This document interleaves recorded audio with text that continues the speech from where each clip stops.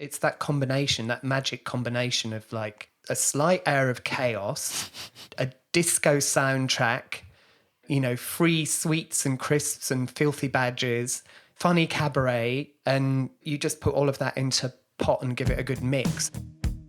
Hello, my name is Kay Anderson, and you are listening to Lost Spaces, the podcast that mourns the death of queer nightlife. Every episode, I talk to a different person about a venue from their past, the memories that they created there, and the people that they used to know. So, very early on in the life of this podcast, I had Boogaloo Stu on to talk all about the cult London club night, Shinky Shonky. And to be totally honest, that was kind of the point in the show where I realized that this idea had legs? Had legs? Is that what the saying is? Anyway, I realized that people were connecting with this show because suddenly there were all these people who I didn't know, so that's a bonus, who were coming out on social media and sharing the episode and talking about how much Shinky Shonky meant to them. And so, now that a few years have passed, now that I'm a little more comfortable behind the microphone and I'm a bit better at asking questions, I wanted to bring Stu back on the show and find out about the last days of the night, after it had left central London and it was running at the Oak Bar in Stoke Newington in the north of the city. Like, what happened? Why did it end? And I had these lofty ideas that the conversation would be all about how fashions change, scenes change, and how 1 minute you can be hot and then the next minute no one gives a shit about you. But Stu couldn't quite remember really any of the details of that time. So it's more of a fun chat about some of the adventures and misadventures, if you know what I mean, that happened because of the night. And crucially, what the ingredients were that made it so special.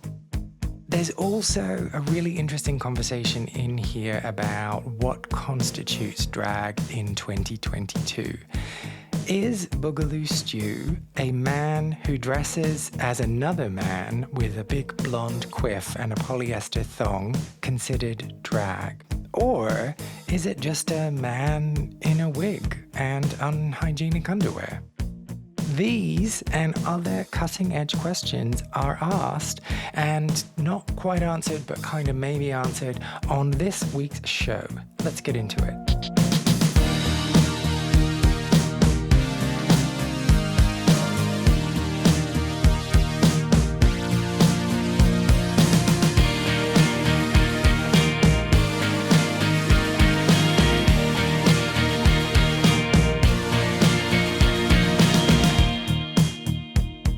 I suppose it depends on your perception of drag. I think the perception of drag recently has become much broader than it used to be, largely through shows like RuPaul's Drag Race and the sort of proliferation of drag artists that has been in its wake. There's lots of people who are different genders or have different approaches to what is termed drag, whereas maybe 30 years ago it was a slightly narrower kind of it was a narrower group of people who were doing something very specific. But I've never thought of myself as a drag act. I've always just thought of myself as almost like Liberace or like a guy in a elaborate kind of costume, you know. Well, so then just picking up on that, did you experience any othering by drag artists when you were being Boogaloo Stu? No, not that I'm aware of anyway. No, I can't think of anything, actually. Oh, that's boring. I had some trauma. Yeah. So everyone was welcoming and friendly. Oh. Yeah, I would say so. I mean, I was never part of a drag scene. You know, I wasn't kind of doing gigs on the drag circuit 20 or 30 years ago. So I wasn't in that world of people. I wasn't even in their line of vision for them to make a judgment, good or bad.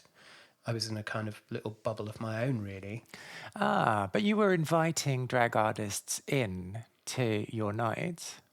Yeah, but again, I don't think there's one or two of them that would call themselves drag artists, but again, a lot of the performers I work with wouldn't necessarily have termed themselves drag. Dolly Rocket, who I did Dynamite Boogaloo with for many years, and she also was a guest at Shinky Shonky over the years, and she would never have considered herself as a drag act at all. But she grew up on a diet of like Divine and Pete Burns and Boy George, just like I did, you know. Yeah. And her kind of influences were from that sort of world. They weren't from the world of Danny LaRue or, you know. So she didn't think of herself as a drag act. But like me, she acknowledges that if people want to call her a drag act, she's totally open to that, you know. But she's, I think, what they term, is it AFAB? Assigned female at birth? Yeah, I think we're not allowed that one anymore. Are we not? Oh my God. know. Has that terminology already moved on? I think so. We're definitely not allowed to say bio queen. Or maybe, Okay. maybe AFAB is the one that we're allowed. I mean, I don't even know what any of this really means. I'm just like, I just see it on Twitter. Well, and you're like, oh, okay, better fall in line. Yeah. But yeah, she is a cis woman. I think Yeah. I can say that, can't I? Yes, I give you permission. So everyone that I've worked with has definitely had an identity that was separate to drag, but largely happy to be considered that way if that's the connection people made, you know, in their mind. So then thinking about this broadening of the definition of drag, how do you feel about that? I don't mind. I don't know. I haven't given it that much thought. Shows like RuPaul's Drag Race, for its faults, it's brought a kind of more liberal approach for the general public. People kind of acknowledge it and know what it is and accept it more than they perhaps would have done 10, 15, 20 years ago, you know. So I guess it's given a lot of people a lot more permission to be themselves and a lot more work as well, you know. There's a lot more people getting work because of it, a lot more gigs, a lot more opportunities and Legitimacy as well. you know, legitimacy through not beyond the world of clubs and cabaret, but theatre, television, radio, all kinds of things, you know, that maybe it wouldn't have been accessible before to those people. Yeah, I love the way that Drag Race has been a jumping off point for conversations and people who are very rightly criticizing some of the historical definitions of drag that the show has upheld means that we're moving forward as a community and broadening our understanding and letting more people in, giving more people access rather than defining it as this one singular thing. Yeah, I agree with that. Yeah, definitely. So so I need to be upfront with you. I always struggle with separating you as Stu with Boogaloo Stu because your names are the same and you look pretty similar as well. And one of the conversations that I often have with drag queens on this show is about the permission that their character gives them and how it helps them to accentuate parts of their character and be bolder, be braver, be more confident. And I think we've talked before about you being able to tap into that through Boogaloo Stu. Yeah. Do you ever have trouble separating the two people? No. Oh, okay. So as soon as the No, wig comes not off, at all. that's it. Yeah, I mean, I was talking to Dolly Rocket about this yesterday, actually. Shout out to Dolly Rocket. Hello. And we're both quite shy when we're out of our costume or, you know, in private. I'm quite a shy person. And obviously putting on the Boogaloo Stu persona isn't hugely different to me, but it does give me permission to talk to anyone, you know, say whatever I like, have a hilarious time, do things that I wouldn't as myself necessarily. But the two are very easy to separate for me. I have a kind of non-Boogaloo Stu existence, which is very sort of solid and normal. And then I have a Boogaloo Stu existence, which is also pretty normal in terms of a routine and a method and all that kind of stuff. There's nothing too unexpected in it for me. There's not a great deal of friction between the two. So how do you mentally prepare to become Stu? Boogaloo Stu. I don't think I do anymore. It depends what the gig is, or what I'm doing. Certainly, I don't feel particularly challenged by my regular gigs. My regular sort of brunch gigs or whatever it is that I'm doing in my diary. And then there might be new projects that I'm working on, which I generally try to challenge myself with those theatre shows and things like that I might be devising or taking part in. So those would be the challenges. And that's where I get my creative gratification from, doing those kind of gigs, those kind of projects where I'm getting my teeth into something new, maybe moving into a new area of work that I've never tried before. I'm always up for trying new things, So Boogaloo Stew's more like putting on a well-worn dressing gown. Yeah, that's not a bad way of saying it, except it wouldn't be well worn. It would be beautifully crafted out of 70s lurex and polyester. Well, yeah, and the polyester never fades, does it? So no one would know. Exactly. And then you can wash it at a high temperature. And there's something about polyester that it's so durable. It's like wearing armor almost. It's so indestructible. It's like wearing a really sturdy corset, even though it's not corseted. It kind of gives you the same sense of protection, maybe like a tenor lady or something like that, the costume tenor lady. But it does also make you sweat terribly, doesn't it? Yeah, it does. I mean, that's why it's good that you can wash it at high temperatures. Yeah, it's fine. It's not too bad. To be honest, my days of doing really sweaty gigs are well over. I mean, I haven't been in a sweaty nightclub scenario for many, many years. The shows now that I do tend to at least have air conditioning and maybe don't involve quite so much cavorting. So, yeah, there's not as much sweat dripping off me as there was 25 years ago. Definitely not. So we've talked about it not being too difficult to slip into Stu. But sorry, see, I keep doing this. Into Boogaloo Stu. What's it like slipping back into, or like defragging, becoming yourself again?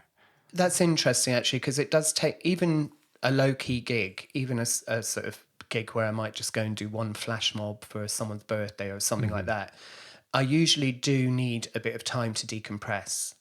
I can't just come straight home, like if it's an evening gig or a late night gig and I'm in London or further afield and I drive home and I might get home at, 1 or 2 a.m. or something like that. I can't just go straight to bed. I have to kind of spend a bit of time decompressing with a peppermint tea and a biscuit. But I think that's just, it's like being exhausted and simultaneously wired by the experience.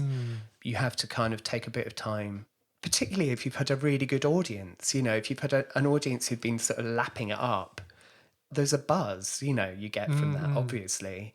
And it takes a little bit of time just to calm down and go, oh, that was a good gig tonight, Because if I do try to go to bed, I'll just lie awake, And so what is the ceremony? You make the peppermint tea, you have a biscuit, and then do you intentionally think through the events of the night, or is it just like a bit of quiet time? No, okay. Nothing that deep. No, I'm usually driving. I've got a few gigs that are local, but I'm usually further afield. So I'd usually be in the car and I will listen to, I've got like some playlists of really good sort of late night driving music that I like to listen to. What's on that? Like Nordic pop, dark, melancholy dance music. Robin, Royksop, Annie, acts like that. I love all that. So I've got playlists full of music like that. And I'd be listening to that as I'm driving through the night. And that really, that's part of my ceremony, definitely.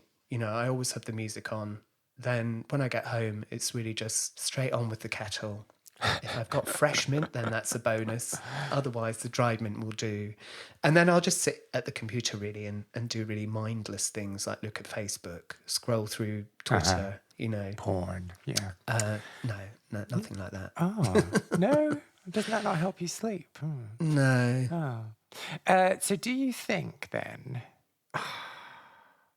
I'm just going to ask you to speak on behalf of all introverts right now. Yeah. Do you think that that's an introvert thing? Or do you think that that happens for all performers? I don't know. I know it happens with a few people that I know. You know, they have their routine. They have to kind of find a way to wind down after a show. I'm not sure whether it would make you an introvert or an extrovert. I suppose the extrovert would go to the after party, and that's definitely not me. As soon as I'm done with a gig, it's not that I didn't enjoy it. It's not that I didn't like the people, and it's not that I'm ungrateful or anything like that. I just want to go home. Yeah, and peopling is really hard. Yeah. Yeah. The sort of selfie culture that we're in now as well. I don't mind doing selfies, but I find it to be quite a sort of shallow Interaction. Yeah. So I'm less keen to do that kind of stuff. So do you mean like people approaching you at the end of a gig and being like, oh, can I have a photo with you? Is that what you mean? Yeah. I mean, I don't mind doing it at all, but I don't get any gratification from that at all. You know, I know that it's giving pleasure to others, but I'd rather they enjoy the show more than meeting me afterwards for a photo. You know? Yeah. But at least you don't have to do small talk when all they want is a photo. That's true. Yeah.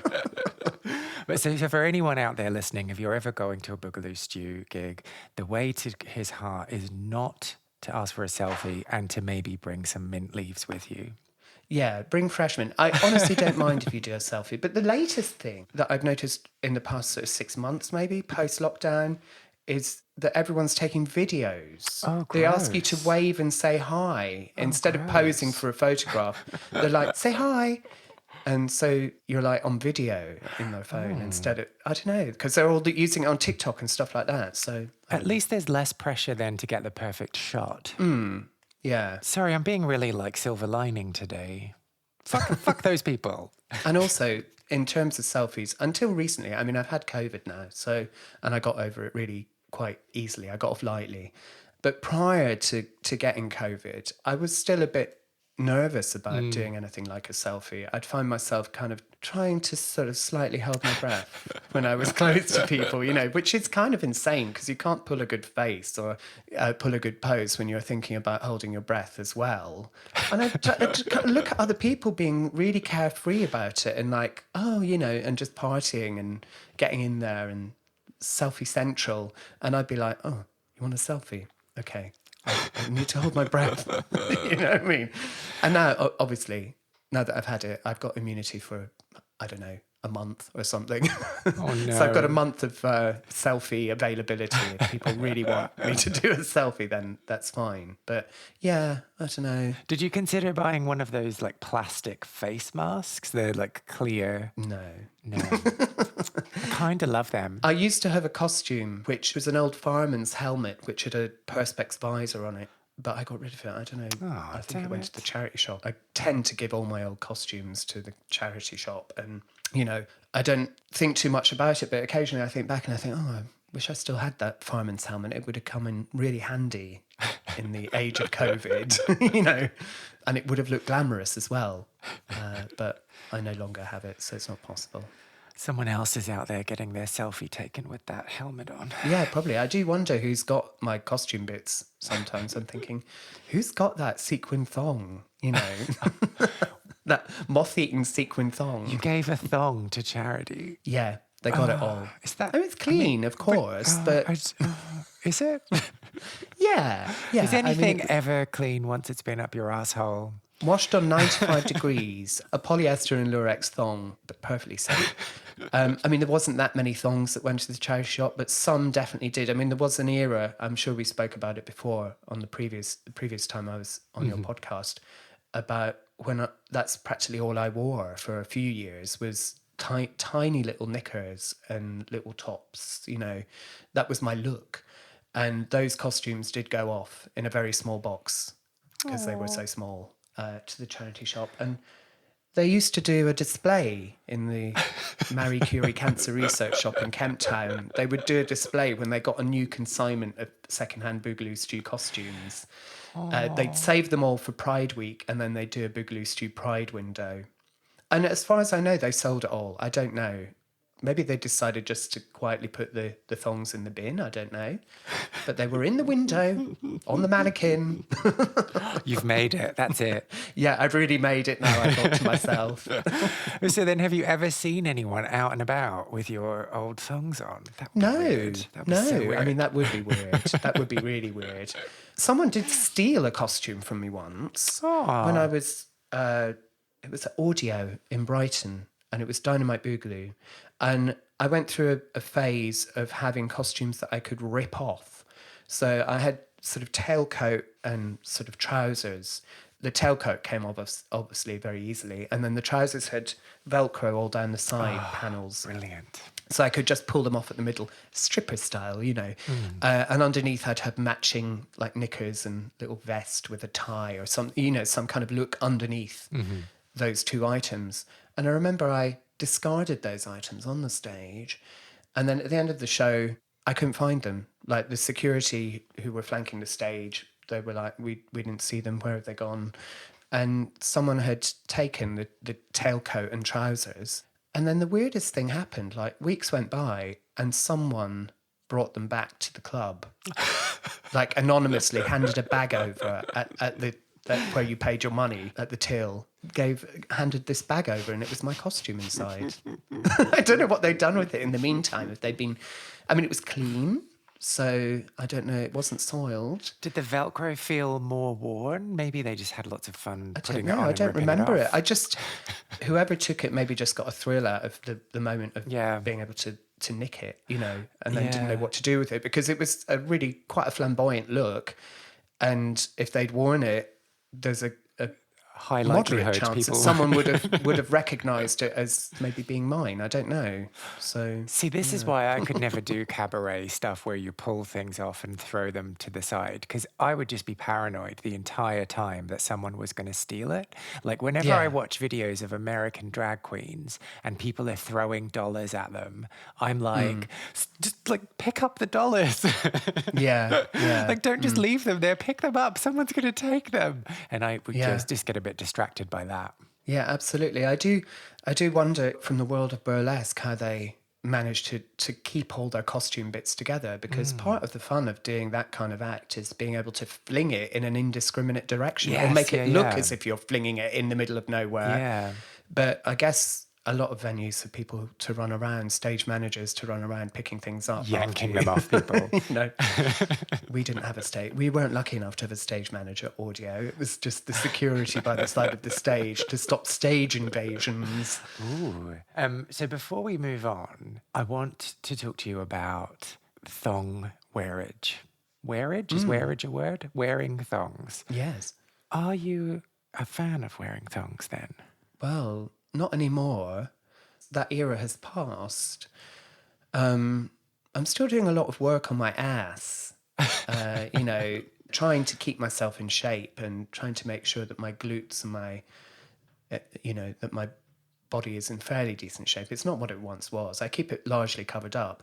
Oh, okay. No, so I'm not necessarily talking about Boogaloo Stu here. I'm talking about Stu. Oh, right. No. Oh, no. Oh, okay. No. Oh, okay. No. Because there is a like small but vocal group of people who are really into thongs, and I can't understand it. No, I mean I can see, you know, to each their own. The thong just isn't for me in my day-to-day life. No, definitely not. Because what is the appeal? Just like that there's something up there?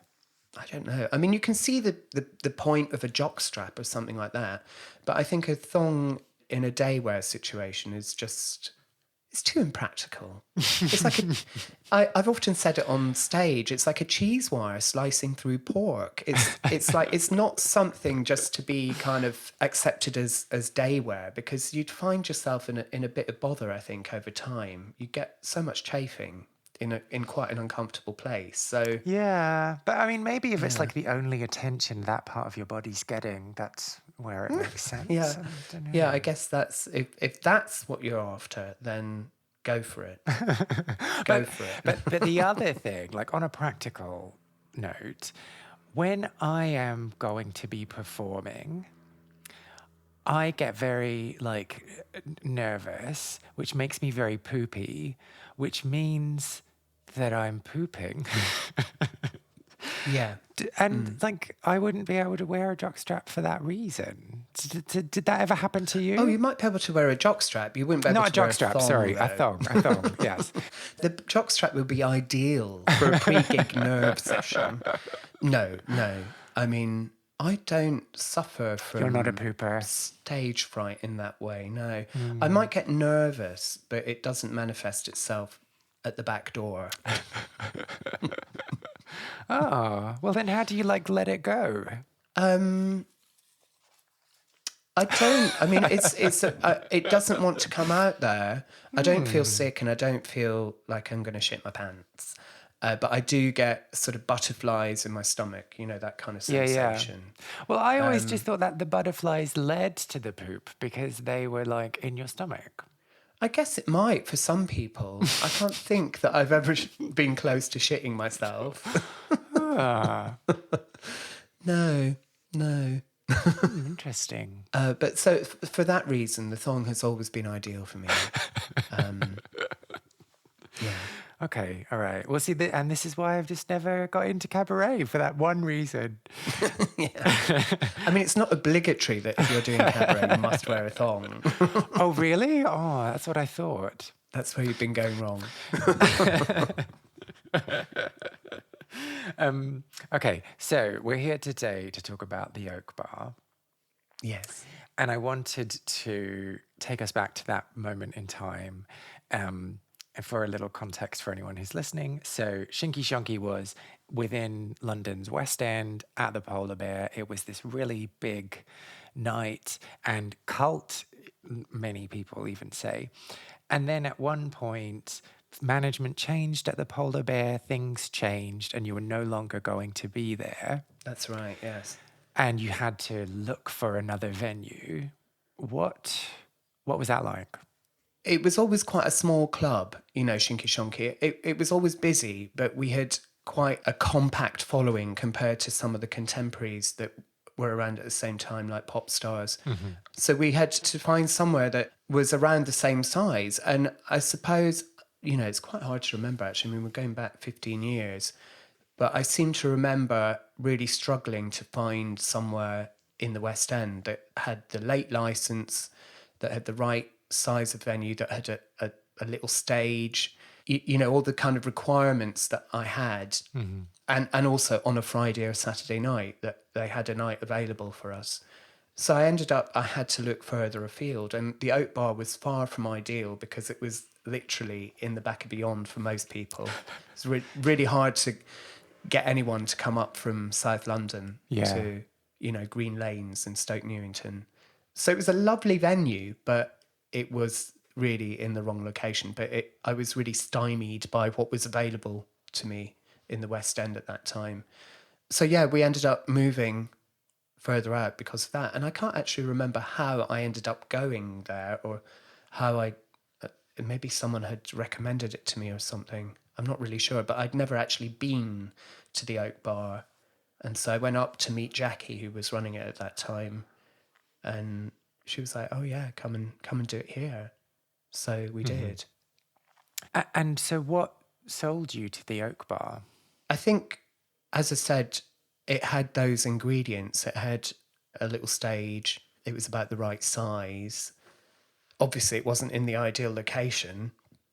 So it kind of ticked a few boxes. It didn't tick every box, but it ticked a few boxes. And it was the best I felt I could achieve in terms of decent venues. Mm-hmm. So it wasn't anything other than that, really.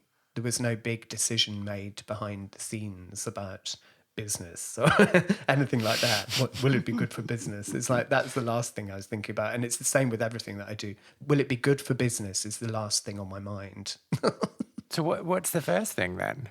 Am I going to have fun? I suppose. Or will people who come have fun? Or will it keep people happy? Will it? Do you know what I mean? Yeah. I'm never thinking about money particularly when I do things. That's a byproduct, which is quite nice sometimes if it works out. Yeah. But it's never my first aim. Okay. And then, so I know you've said it's 15 years ago, so details are somewhat foggy. But do you remember the first night that Shinky Shonky was at the Oak Bar?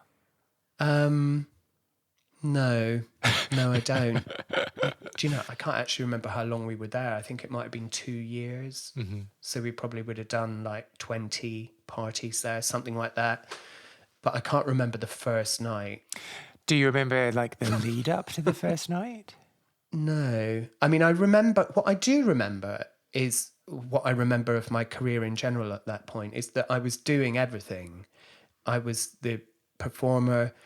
I got stuck in and DJ'd as well. But I was also behind the scenes. I was essentially producing and promoting the events as well. So from my point of view, I would be like dropping flyers around all the gay bars in central London, putting up posters, chatting to the staff and saying, will you put flyers on tables for me?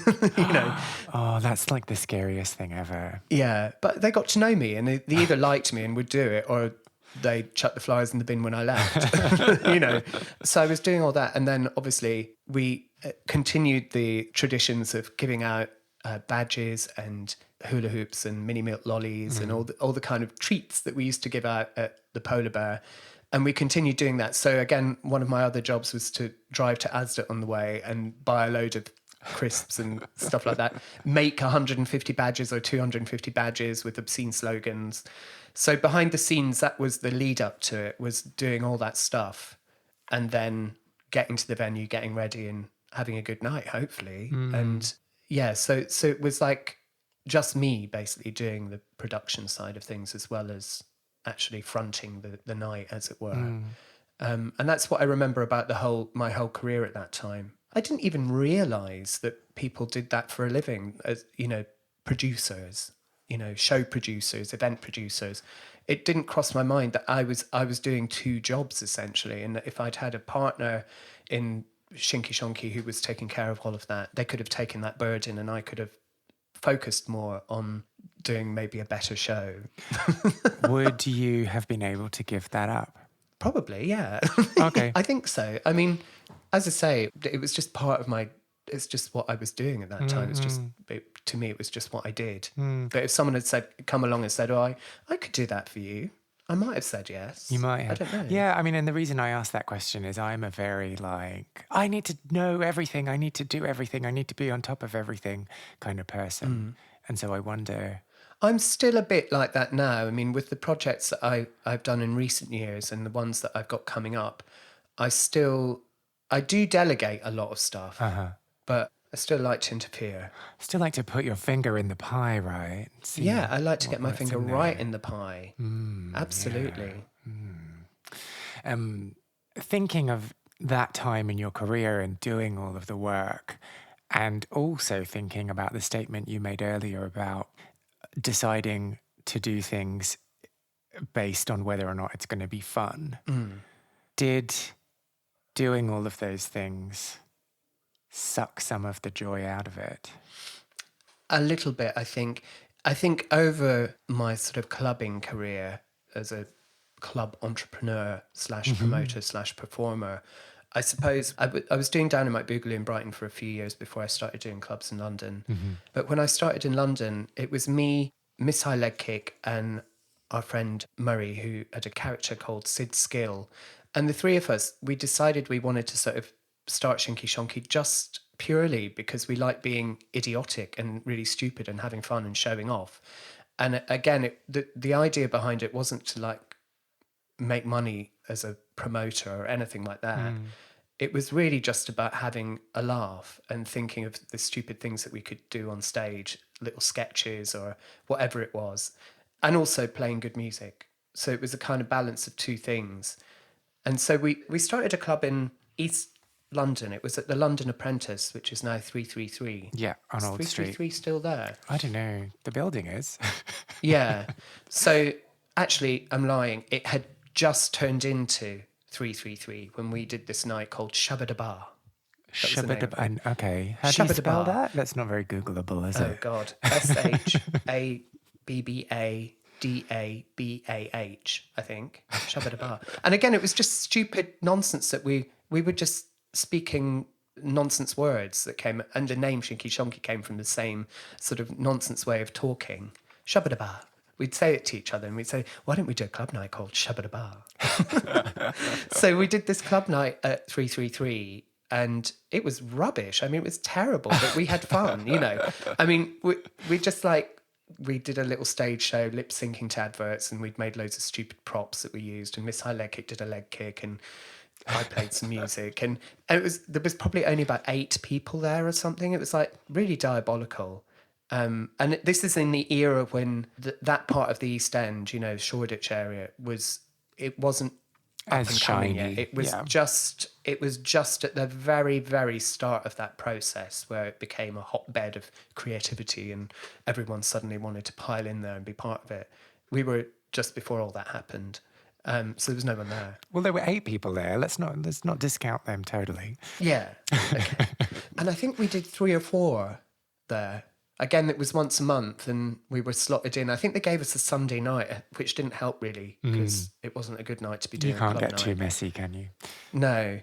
And then we sort of tried to find it. Well, we found a new venue at the Tube, which later became Ghetto.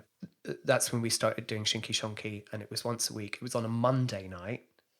I think that's marginally better than a Monday. So how did you get from shabba-dabba-dooba-dooba-dooba to Shinky Shonky? Do you mean in terms of the gibberish? Yeah, the name. How did the name evolve? I don't know. I mean, it's just the way we spoke to each other with stupid nonsense words.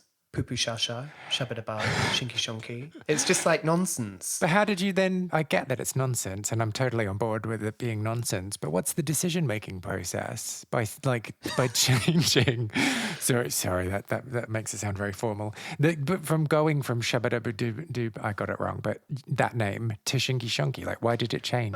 I guess we just wanted to rebrand it because shabba-dabba hadn't been a huge success.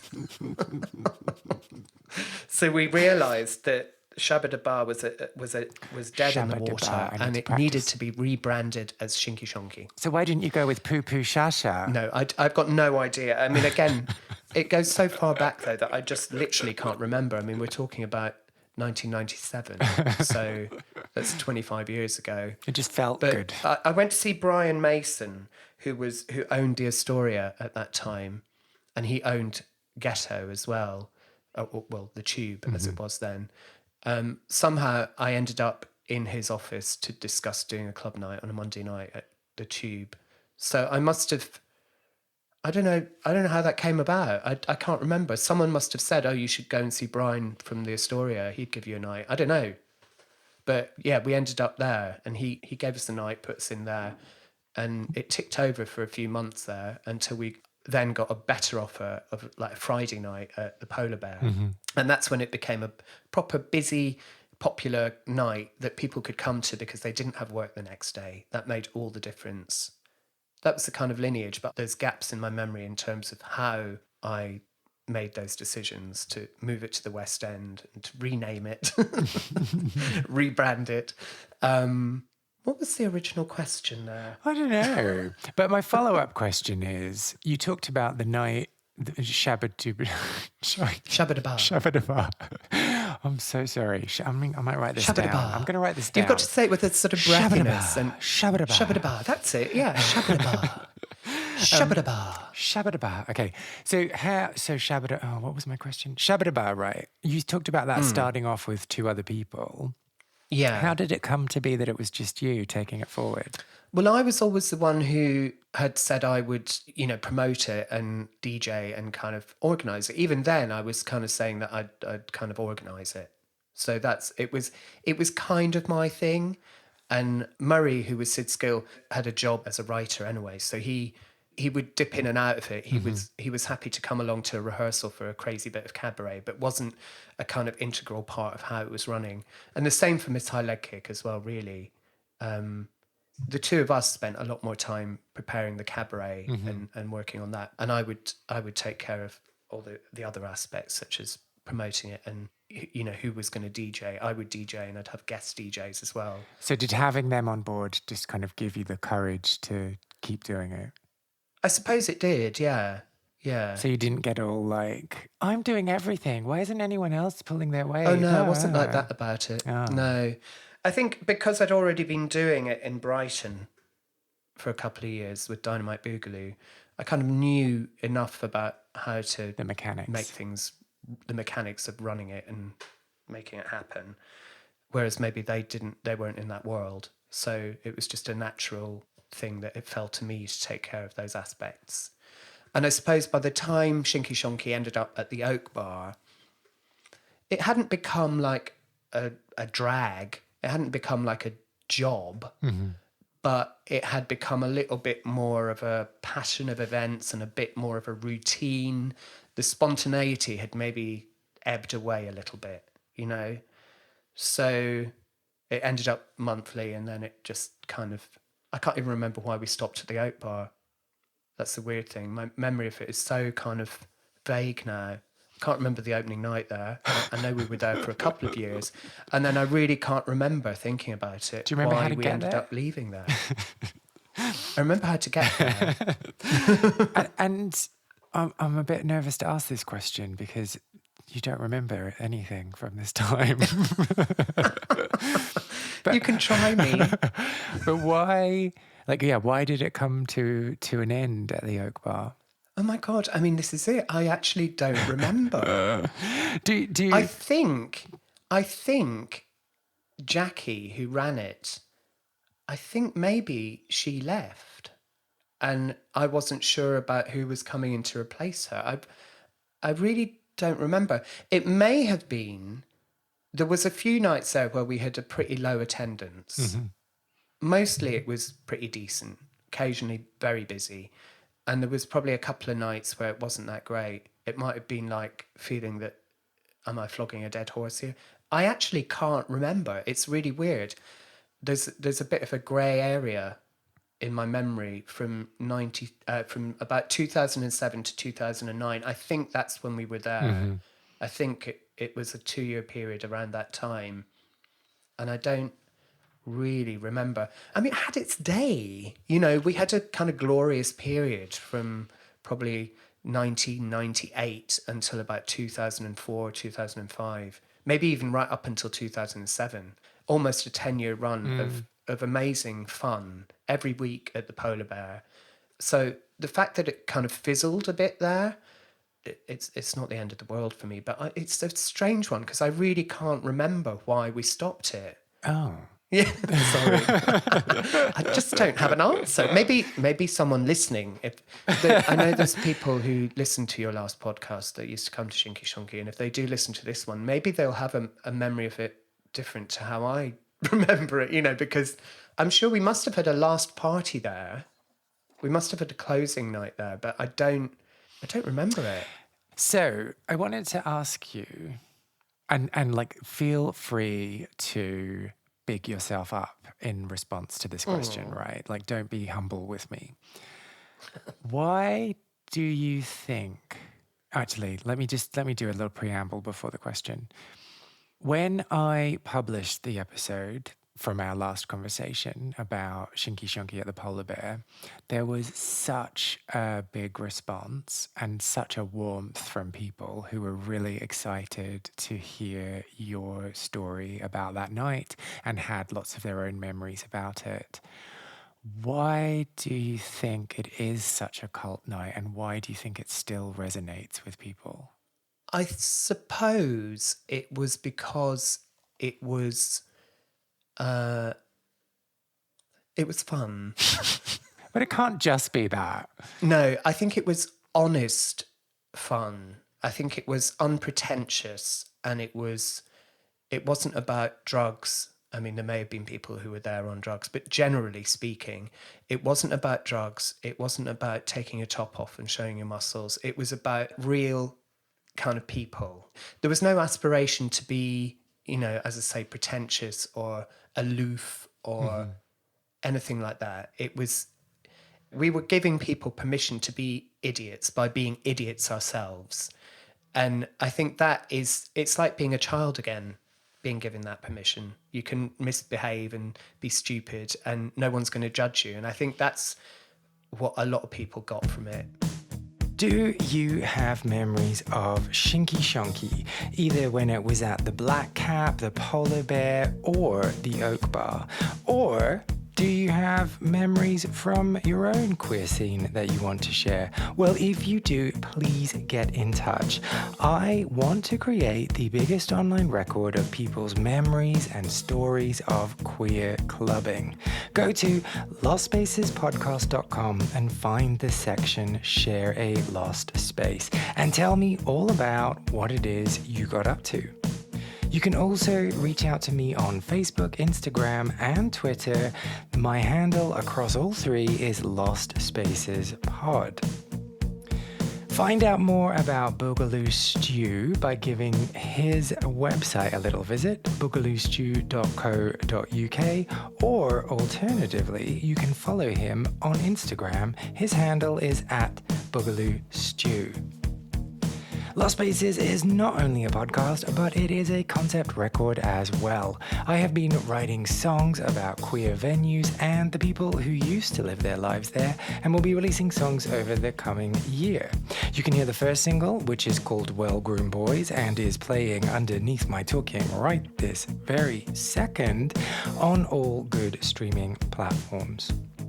If you enjoyed this episode, I would really appreciate if you subscribed, left a review on your podcast platform, or just told people who you think might be interested in giving it a wee listen too. I am Kay Anderson, and you have been listening to Lost Spaces.